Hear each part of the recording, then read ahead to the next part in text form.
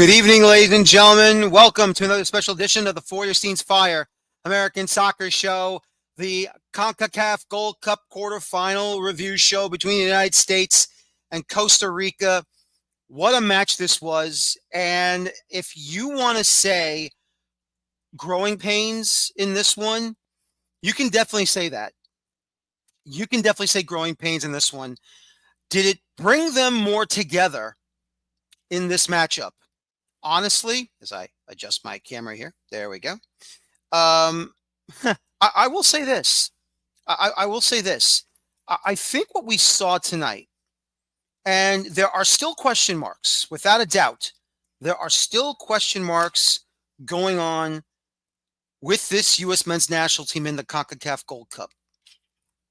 You can still ask questions. Without a doubt, you can still ask questions. And now I have my proper lighting here for all of you to see me. Hello. I have to be honest and say to everyone that this is a gritty victory for the U.S. men's national team. And once again, like I've said, you can question the plays. You can question the players. You can question who deserves to be out there, who doesn't deserve to be out there. Is there a situation where you can say, did everybody have a fantastic game? No.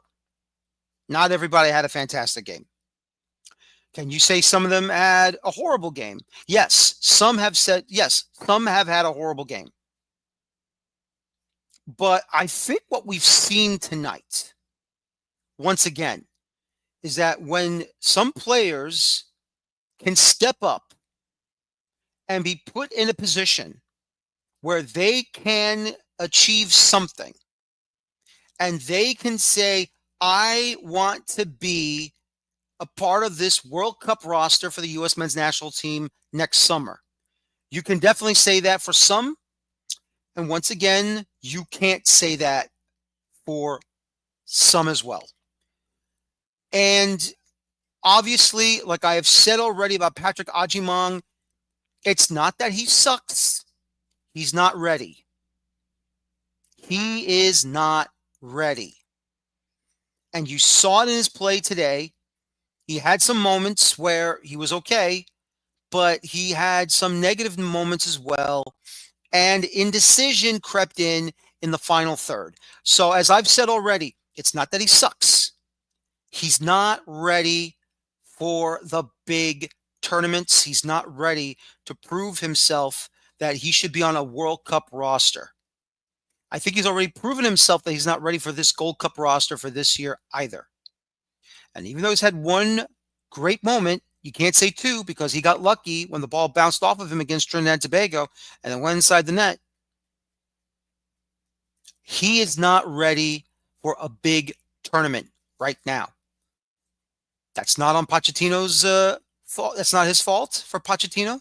He was forced to do this because of certain players saying no and certain players either injured or coming back from injury slowly. Max Arfsten, where I can definitely say he did not look good when he conceded the penalty, but he made up for it on the cross to Diego Luna and then the goal he scored from Tillman, who gave him the ball to start the second half. Malik Tillman, while yes, he hit the post and missed, but he said, I want the ball in the shootout, and he took it and converted it. That, my friends, puts him back on the World Cup roster if you wanted to throw him out. You know, I have to say this, and, you know, there is still question marks with this national team. There's still some question marks that have to be answered. If we could get those questions answered, then maybe we would feel a little bit better. But you can say some players grew up in this one. Without a doubt, we've already said Diego Luna should be on the World Cup roster. Jack McGlynn should be on the World Cup roster. Sebastian Berhalter has looked good, but that one moment in the shootout now puts some doubt in it. And even though it's tiny at the moment, and they'll get another chance in the semifinals this Wednesday against Guatemala, it's still a point where you have to say that this team does have some players. Now, once again, Berhalter, maybe knock him down a peg here and there, but I think he has shown that he's got the grit to go on the roster, but I'll say that he should be a substitute off the bench. Matt Freese has been tremendous. He still has a problem here or there, but overall, Matt Freese has been tremendous. And I don't care what Landon Donovan says. Okay? I understand he feels that Matt Turner has more experience because he plays in Europe. But the problem is that he hasn't played anything in Europe at all this past season for either Crystal Palace or on loan or at Nottingham Forest. He's had no minutes at all. And until he gets minutes at Lyon, or if Lyon will play him because they're going to get now they're relegated because of financial issues in France, I should say, not Paris, but in France. We don't know if he'll be playing or not, or he'll be committed to playing with them. Maybe he looks for another club. I don't know. But let me say this. Let me say that Matt Freese. I apologize. Matt Freese. I'm so excited after that victory. I'll tell you right now. I was very happy for the win, obviously, but I can't contain my excitement because that was a gutty, gritty win for the U.S. men's national team. That was a gutty, gritty win for them moving on forward. And until they continue to try to prove me wrong, hopefully, we'll see what they'll do in the semifinals against Guatemala. But honestly, it's going to be more the same against Guatemala like it was against Costa Rica. That's for sure. But, I have to say it. Matt Freese, I think, gets on the World Cup roster. And that shootout performance was fantastic. Now, granted, he had two moments where he guessed right, couldn't get his hands on the ball. I mean, went through his fingertips. But if you think about the penalty by Calvo in the first half, if you also think about two of the shootout attempts by Costa Rica, of the three that they made, they should have been saved. And he guessed right, got a fingertip to it, and unfortunately couldn't push it out. But he guessed right. Could you imagine if Matt Freese goes to a shootout in the knockout rounds of the World Cup, that he can make those saves in a round of 32 or a round of 16 match? That would be unbelievable. That's tremendous. And Matt Freese, in my book, is just fantastic. Reading those penalties, that could have been 5 for 5 for Matt Freese right there. That could have been 5 for 5, or 4 for 5, I should say. 4 for 5 the last 5 rounds because he got scored on cleanly in the first round, the shootout. But he could have been 5 for 6 if he could. But once again, Matt Freese is the future right now in my book for the national team and for the Gold Cup roster. For the Gold Cup in this tournament and probably for the World Cup roster itself. I would love to see Matt Freese on this World Cup roster. And of course, Tyler Adams is there. We all know what Tyler can do, without a doubt. We also have plenty of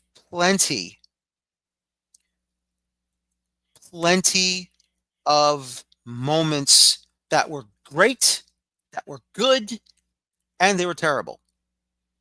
And obviously, slipping is one of them. And I did not like what I saw watching that match in the first half. Now, thankfully, they probably exchanged their studs for longer ones. Um, and, I understand what CONCACAF is trying to do, but in reality,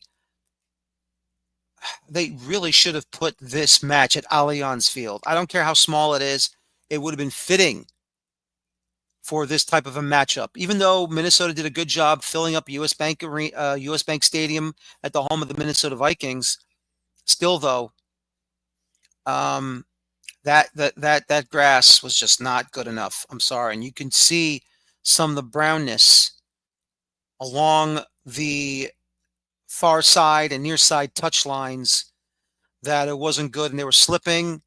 I know it's over the turf, but it's just not good. I didn't like it. I really was not satisfied with that turf. And it's not just from this Gold Cup, it's also the Club World Cup going on. Some of it was just ridiculous. And all I can tell you is that it's a situation, once again, where we cannot have this happen again. We just cannot. So it's just tough to watch some of the plays being made. But I will say this, and that is this. When they got punched in the mouth, they fought back. They showed character, they showed heart. Now, they did have that little slippage in the 71st minute where they were caught ball watching. Yes, I understand Matt Freese coughed up a rebound. That wasn't good, but that's on the defenders who were ball watching that should have cleared that ball out. They didn't. Costa Rica took advantage. They converted the equalizer to make it 2-2, and that's all you can really say or do. It's just one of those moments where it's not just Freeze that had a problem there. It was the back line. The defenders should have cleared that ball. It's all on them, just it is on Matt Freeze. But they were more at fault than Matt Freeze. He made the save. Unfortunately, coughed up a rebound. Shot was just too hard for him to handle, unfortunately. But what are you going to do? This is international soccer. This is international football. These are the type of moments where you got to be on your toes every single minute of the match. You cannot make a mental mistake like that, because if you do, like you just saw, you get properly punished for it.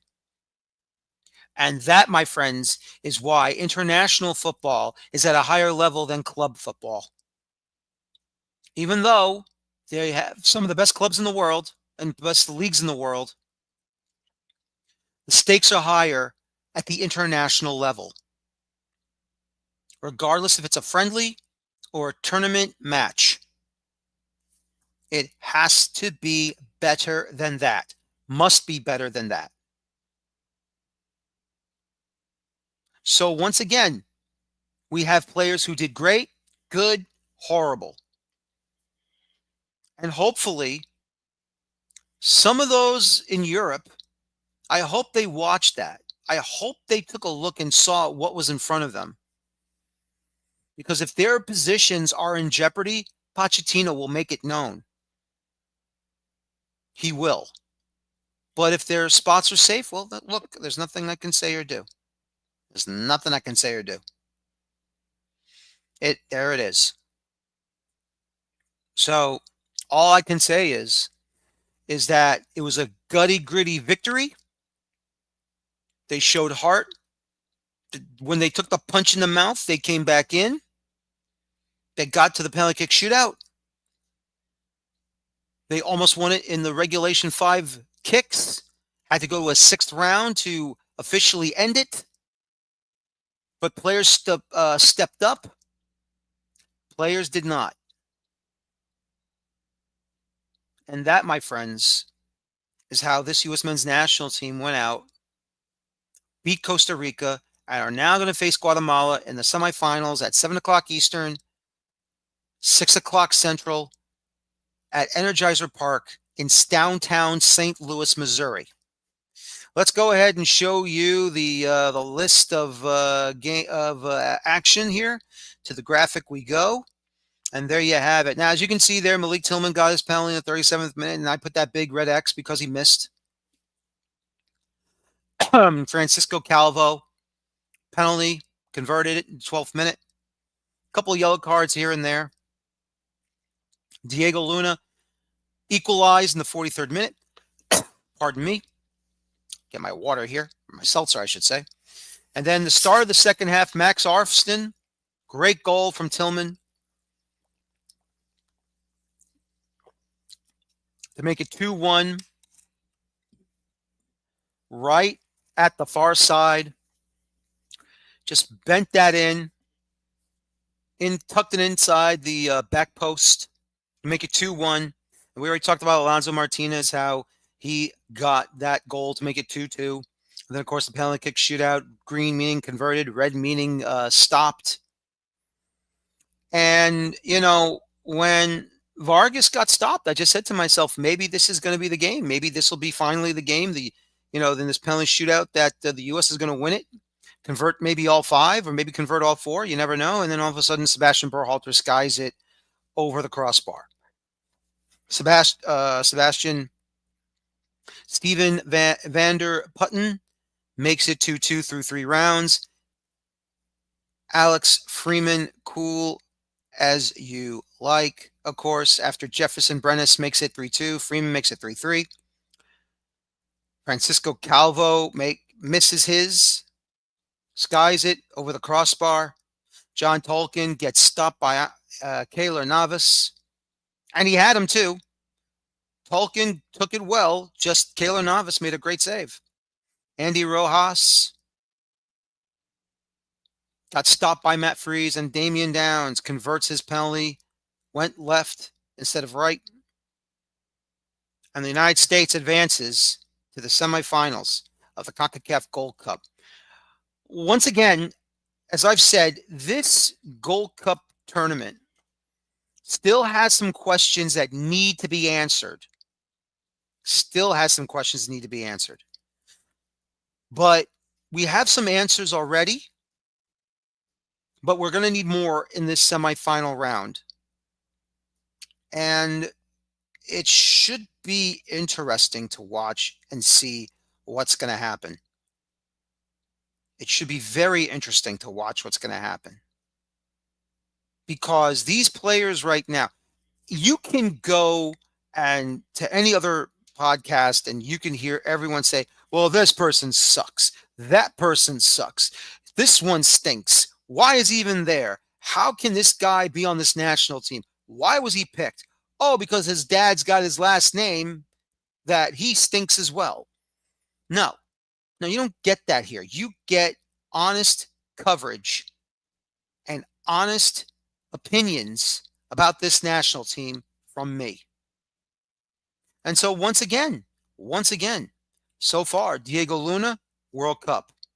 Jack McGlynn, didn't see much of him today, but if he does play again, starts again, I say World Cup. I think Malik Tillman has also made the World Cup roster again. Obviously, he missed that penalty in regulation time, and that probably knocked him down, but he does it in the penalty kick shootout, goes back on. That at least puts him back on. 3 players right now. 4 if you count Matt Freese. We'll see about Tyler Adams. I think he'll be on the roster regardless. Anyone else, we'll find out. But one thing is for sure, folks, and that is this. And that is this men's national team, once they get punched in the mouth, they go out there and they battle and fight hard. That's not the question, but the question is, can they do this for a World Cup? And right now, some can, some can't.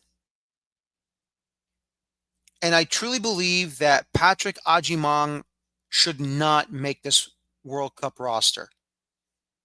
He's not ready. He's too raw.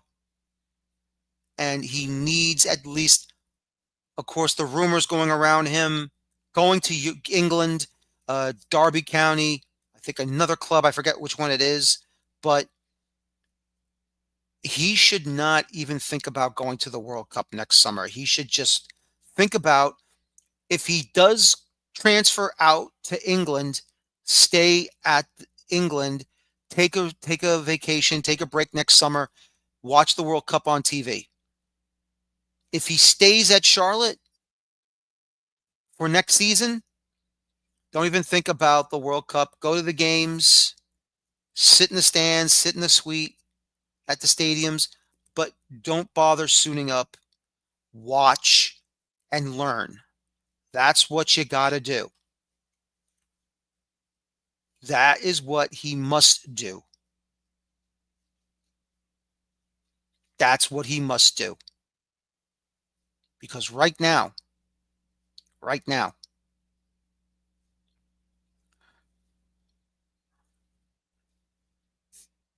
it's just it's just not good. It's just not good enough. And all I can say is that, like I said, he's not ready. And like I said, he is not ready. He needs more. He needs at least more games to be seriously considered for a World Cup. That should be for 2030, not for 2026. For 2030, that's what he has to do. All of a sudden, like I said, Matt Freese is ready for it. Diego Luna's ready for it. Jack McGlynn is ready for it. Malik Tillman is ready for it. I don't know about Arfston. I need more from him, to be honest with you. I really do. I don't know if he'll. I mean, he looked okay. He still conceded the penalty attempt. The penalty kick attempt. I'm just not sold on him right now. But other than that, I just believe that. Excuse me. I just believe that those are the players that I believe, who I said should be on the World Cup roster for next summer. Those are the guys I want right away. But once again, this is Pochettino's decision. He has to make it. He has to choose who he wants on his World Cup roster. And whoever he chooses, I hope he chooses wisely. But we'll have to wait and see what will happen. And we'll have to wait and see what the situation will be when we get to that World Cup roster. Probably, next year, maybe between March and April, I would say, to get the roster announcement happening. So until we find out then, we don't know.